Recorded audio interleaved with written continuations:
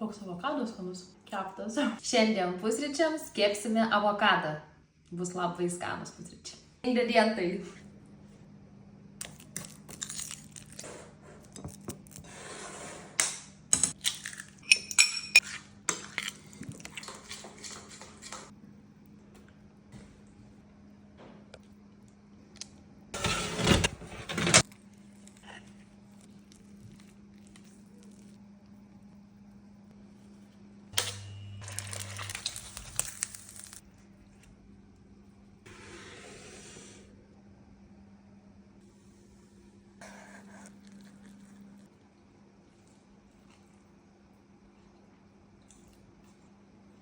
Koks avokadas skanus? Keptas. Labai gerai. Norint sveikai ir lengvai pradėti savo pusryčius, pasigaminkite šios avokado pakodėlius.